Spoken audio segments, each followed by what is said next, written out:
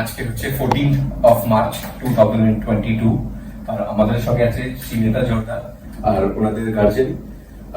আজ স্যার উনি নিজের অ্যালটমেন্ট গুলো সব কমপ্লিট করে সানাকা কলেজ থেকে ফেরত এসেছেন আমাদের সঙ্গে।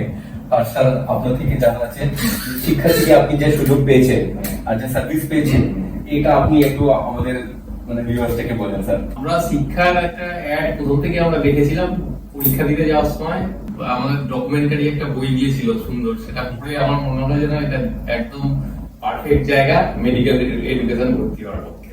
তারপরে যে পরীক্ষা দিয়ে আমার মেয়ে যখন পাস করলো তখন আমি ওনাদের সঙ্গেই যোগাযোগ করলাম সরাসরি এসে, এবং তারপরে মানে যেভাবে পরপর ওনারা আমাদের সঙ্গে সিস্টেমেটিক্যালি কোঅপারেট করলেন আপনারা, এবং এমন মানে এত সুন্দরভাবে সবকিছু ম্যানেজ করে ব্যালেন্স করে একদম সুন্দরভাবে ব্যাপারটা একদম আমার মেয়ের অ্যাডমিশন করালেন, তার জন্য সত্যি ব্যাপারটা খুব আউটস্ট্যান্ডিং এবং মানে ভাবা যায় না। শিক্ষাকে আমার তরফ থেকে আমি এবং আমাদের ফ্যামিলির তরফ থেকে আমরা ধন্যবাদ জানাচ্ছি।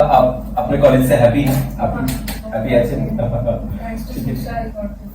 No, we wish you the best of luck. We become the best of doctors and you serve the nation and the state. Thank you so much. Thank you everyone.